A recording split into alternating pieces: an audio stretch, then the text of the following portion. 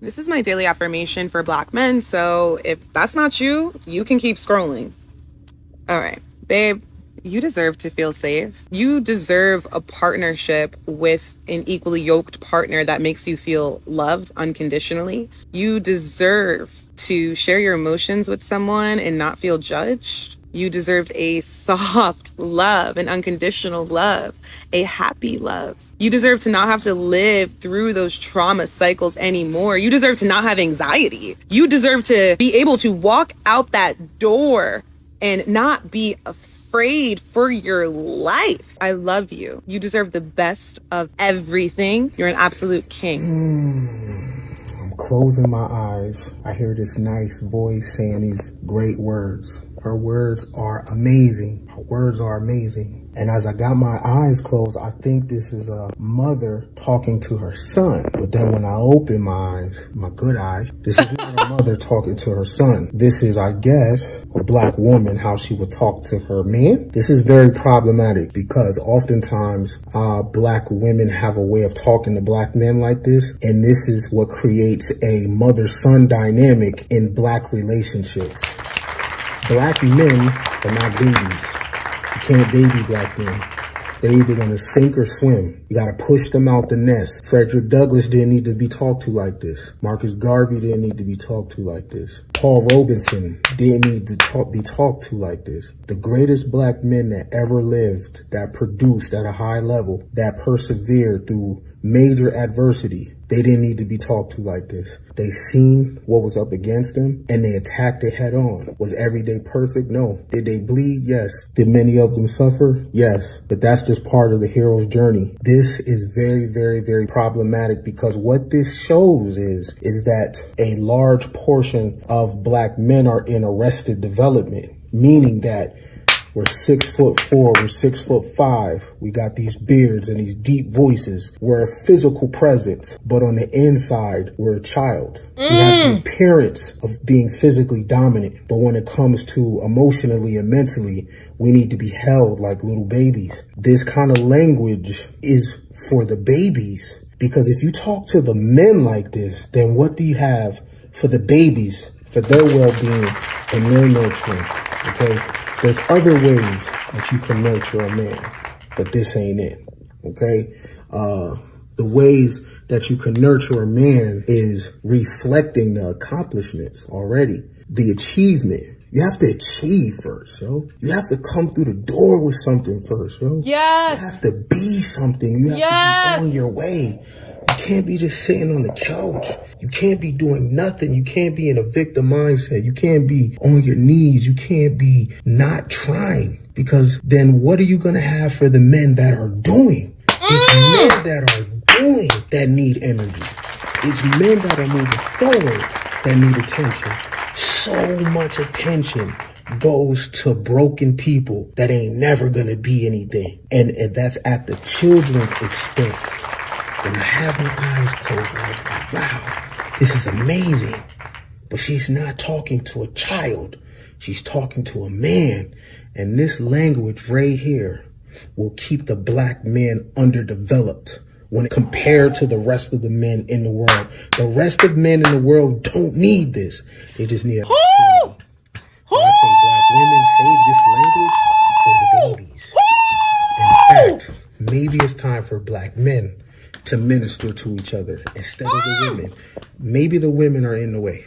Maybe. Woo! I'm sorry, I just had to get up and shout. I couldn't hold it in anymore. This right here, he did the damn thing.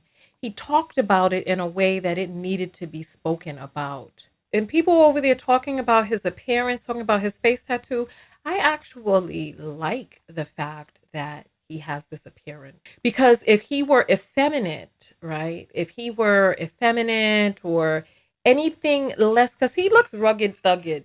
He looks rugged thugged. He does. He got a tattoo on his face. He ain't well coiffed and put together. He looked like the type of man that other men would fear or respect. And that's what I like about this dude right here, because he's talking a message that these men need to hear. And he's saying it from a vessel in which other men can be able to see and recognize, okay, because what are they going to do? What are they going to call him, a pussy? What are they going to call him? They're going to call him a simp? What are they going to call him? They listened to a man with tight ass pants, and I'm not going to say because God don't like ugly. They listened to a man who was effeminate talking to them about how to wash out their dingleberry. They listened to that man who was lambasting women, competing with women, who was revealed to have had a big buck in a bed that looked much like his room as he was on live bashing women on one end while some big booty buck was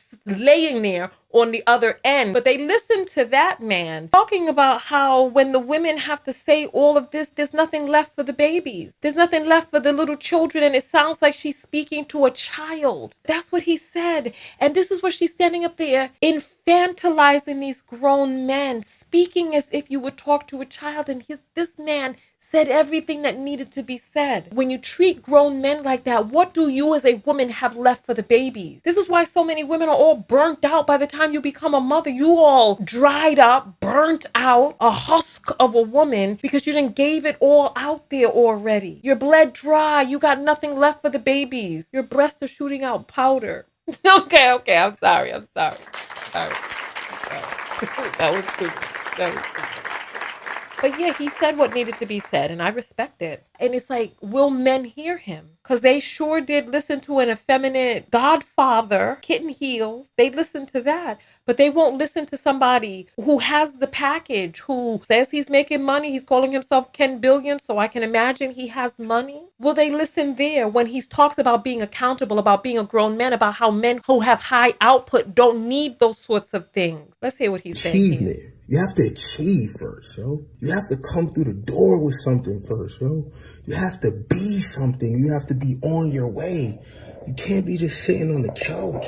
You can't be doing nothing. You can't be in a victim mindset. You can't be on your knees. You can't be not trying. Because then what are you going to have for the men that are doing? It's yes, this is what I'm saying. Yes. Speak, talk that talk. If you need to watch this again, watch it again and again until everything that he said sunk in. All of these men who come out and they got their little podcast and they're on their microphones and they talking that talk. I'm saying that what this man is saying, I don't know what his life is like behind the scenes. I don't know what he is doing, right? However, I know that what it is that he said in this video makes sense. It seems rational. It's accountable.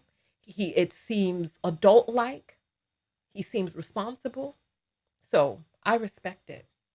Ladies, men don't get better when we baby them. They don't get better when we allow and accept mediocrity. Men get better when we hold them to task, when we let them know what the problem is and give them the space and latitude to solve said problem. But there are far too many of us out here having children by, putting the battery in the backs of, and exalting praise for men who are not achieving, not accomplishing, who are doing the bare minimum. We have so many men out there who are talking about single mothers are the downfall of the community. However, there's so many of them who enjoy that single mother man-child mothering. And we have got to not give in to that small person's desire on the inside to stay small. We have to sit back and not give them the kudos and the accolades and the spoils of war unless they have accomplished, unless they have achieved, unless we are safe, unless our children are safe, unless the communities are upward mobile. What are we congratulating them for? Why are we calling them kings of no kingdom? Ladies, we've got to sit back and allow them